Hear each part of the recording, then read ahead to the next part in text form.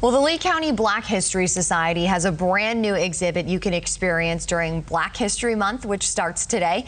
Our Jessica Alpern is live inside the museum in Fort Myers right now, giving us a bit of a sneak peek. So, Jessica, what do they have in store for this month?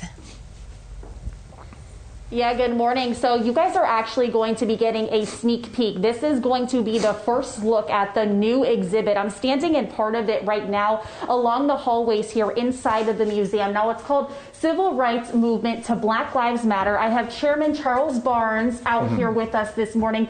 First and foremost, thank you so much for being out here early with us today. How are you? This is kind of early. Yeah. We did this last year. It turned out great, so I understand. I know. As soon as we told you had to be out here at 7 o'clock this morning, you were like, that's very, very early. But we have so much to talk about. Can you kind of show us some of the exhibit and some of the parts that you feel we should point out this morning?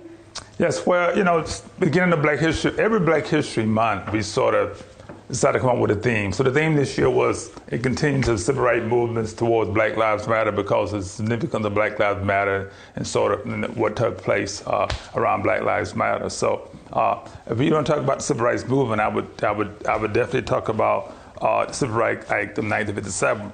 Which kind of came after the Brown versus Board of Education, which sort of integrated our schools and led the way for the integration of schools throughout this country. So that Civil Rights Act of 57 was, I think, very significant, was propelled. Some of the others have followed, but I think the last one behind you there is 1960, which actually preceded after King.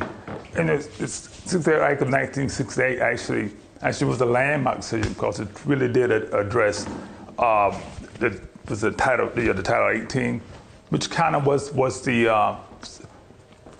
I guess you can say the conclusion from all the Civil Rights Act that had taken place from 60, you know, from 57 to 60 to 64, you know, 65, 68 actually, because it was a conclusion of all the elements that pushed that title act, right, with, of course, Dr. MLK, NAACP, CORE, all those civil rights organizations that's actually, as you can look at all their hard work, come to fruition when that act was actually passed in '68. Absolutely. And for those of you who are watching at home, you're actually getting the official first look of this new exhibit right here in the hallway of the museum. That's just the half of it. So Juan, I'm going to ask if we can also go inside this room as well. And Mr. Barnes, I'll ask if you can just kind of follow me this way. So when we say that this is the first look that you're getting of this new exhibit, that's because the museum is currently closed because of COVID-19 and social distancing. So Mr. Barnes, I know you guys have kind of had to modify the way people are going to be able to come and take a look at this exhibit this year, right? How's that going to work? Yes, because we're closed, we're only opening for maybe some special guests that might, no matter 1 or 2 people that we let in, but group tours and a large group because of the social distance, we're doing that. So it's actually, as bad as the ordeal is, I actually forced my organization to sort of accept that social media push.